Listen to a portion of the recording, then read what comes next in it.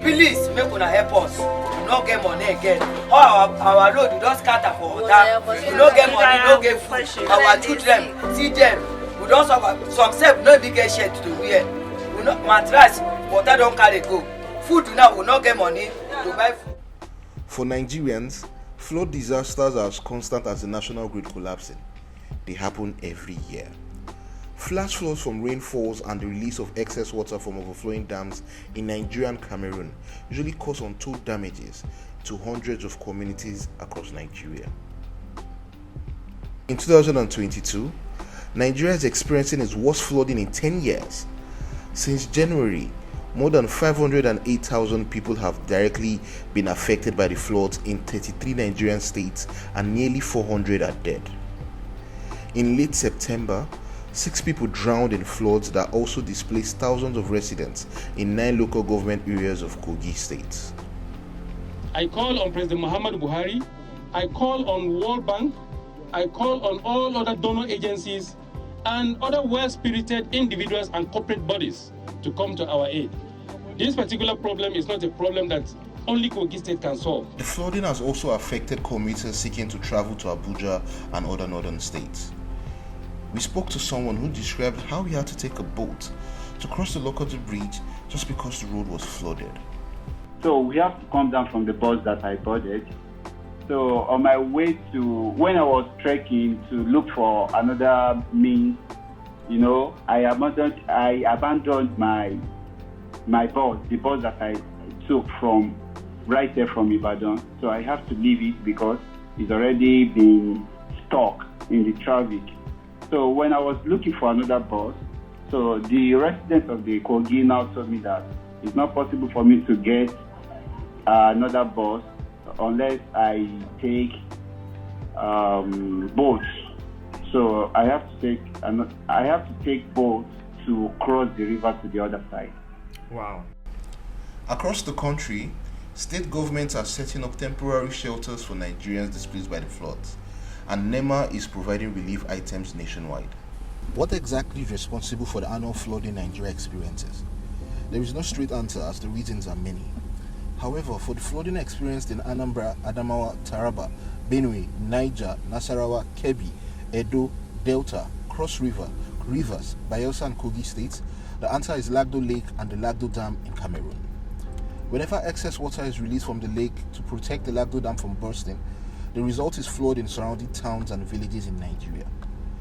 The Lagdo Dam was built in 1982 to provide electricity, potable water and irrigate farmlands in Garoua and the northern provinces of Cameroon.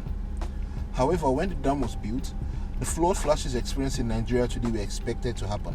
Hence, in 1982, a feasibility study was conducted to build a water withholding dam at Dasin Hausa in Furore local government of Adamawa State. The Dasin Hausa Dam was conceived as a shock absorber dam. It was not only supposed to mitigate flooding from Lagdo Dam, but also was expected to generate about 300 megawatts of electricity and provide irrigation for over 150,000 hectares of land, with the hope of generating an estimated 790,000 tons of crops in Adamawa, Taraba and Benue states. This project unfortunately did not proceed further, and after over 3 decades, the plan is still on the drawing board. According to several experts, the Dasin Hausa Dam in Nigeria would have stopped the incessant floods along the banks of Benue River and further downstream to the sea.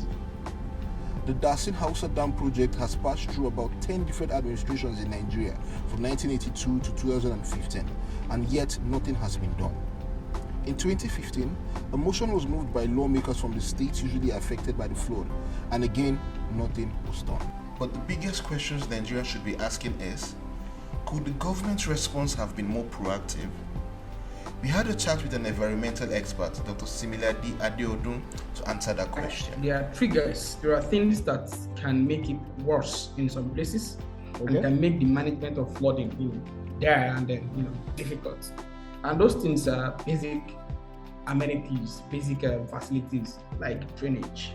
Okay. As simple as drainage. As simple as having, yes, as simple as drainage. What steps can the government take to reduce or stop flooding? Our government they prefer cosmetic projects. cosmetic projects are the projects that will get you re-elected or keep your party in power. And then another thing they can do is they can actually create engineering control in form of embankments. So, what then can we do as citizens? For Nigerians living in at-risk communities, it is important to move to safer, higher grounds away from the water bodies. Even though the government is providing relief to displaced people, many of them still need help. You can consider donating money and items to victims that have lost so much to the floods. These donations can go through NGOs that are responding to the crisis. These flood disasters happen every year, but the Nigerian government hasn't learned any useful lessons on dealing with them. It's time for citizens to demand more concrete action to prevent future disasters. Also, just how can we as citizens prevent flooding in our various areas? Dr. Adeodun has more answers. So, NISTA, which is Nigeria Hydrological Services Agency, on the 1st of January every year, they release flood outlook of the country.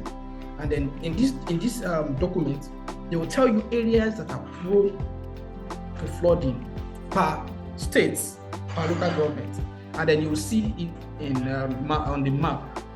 And then also the period where you should expect peak flooding in each of these areas. Number 2 is, if you have not built your house and you're planning to build your house, get these documents.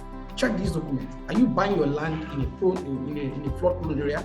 It won't do you any good, and it doesn't make any sense for you to invest your hard-earned money to get a land and build a house that will be flooded. If you are building a house, you had 10 million naira to buy a land and build your house, 100,000 naira to construct a drainage in front of the house should not be a problem, or 200,000 naira. People don't do these things, and it is wrong. It is part of the things that is, causing what we call causing flood. When you bring nature into your compound, you see most people in Lagos, when you enter their compound, even their fence, they want to convert their fence to a shop for people to rent.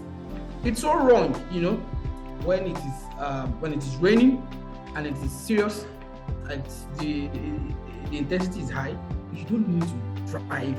You need to be a jagbawa to drive into the river, which a lot of people have also lost their lives and then you don't dare water.